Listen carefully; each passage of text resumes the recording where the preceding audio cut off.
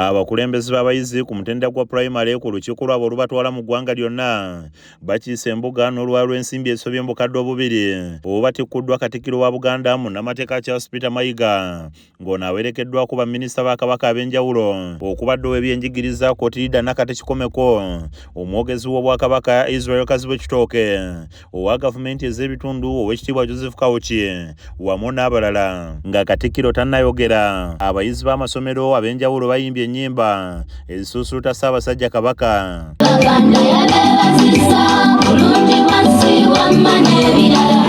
Oluvannyuma omuyima w'abakulembeze b'abayizi bano Omulangira Nyabongo Sansa Victor ayanjulidde Katikkiro abakulembeze bano n'ekimuwaliriza okubasookeza e Bulange nga baakalayira. Twaleese abakulembeze bano tubeere nga bakiika embuga bayiga okufissa atwalambuze ebikulembeze eby'ennono eby'enjawulo nga tusookedde mu Bwakabaka.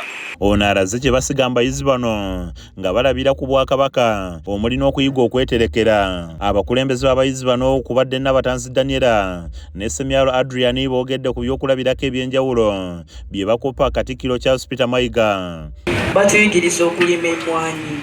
Webala omwoyo gwo ogwa Buganda ogutafa olw'obukulembeze bwo olungi bwalina okubeera mu masomero gye tuva nga tutya Katonda, nga twagala ebika byaffe, nga twagala olulimi lwaffe Oluganda, nga tulumirirwa banna. Bano beebazza Ssaabasajja Kabaka wamu ne Maama Nnabagereka olw'okukola obutaweera okulaakulanya Obuganda. Twala omukisa guno okwebaza Maama Nnabagereka Sylvia Nagginda olw'omulimu omulungi ogw'ekisaakaate okuyambya ennyo abaana ba Buganda okuyiga emirimu egikolebwa ewaka era n'okubeera n'ab'obuvunaanyizibwa ate n'okubeera abakulembeze mu ngeri ez'enjawulo naddala mu masomero. Minisita wa gavumenti z'ebitundu mu Bwakabaka Oweekitiibwa Joseph Kawuki ku lwa baminisita banne aliko obubaka bw'atuusizza eri abayizi. Temulaba Katikkiro bwe yeeyisa bubi nammwe mweyise bulungi ng'abakulembeze.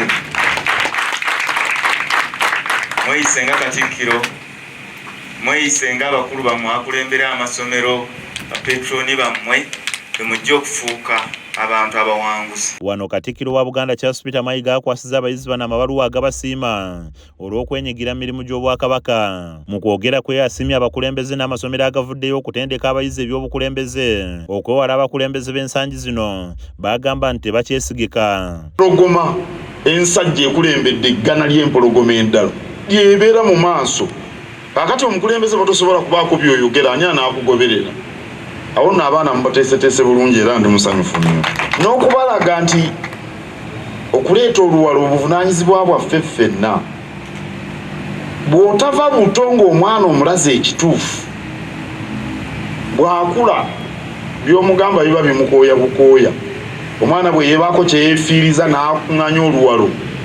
Ekikulu kye ndaba munze ku lwange sina ssente n'akatono, naye kubasigamu buvunaanyizibwa. Abawadde empagi 3 nga zijja mu mulamwa gw'abayizi zagamba nti zakubayamba mu bukulembeze bwabwe. Okuzimba abakulembeze abeesimbu ab'emirembe egijja. Omulamwa ogwo gulinga ogulimu ennyinga 3.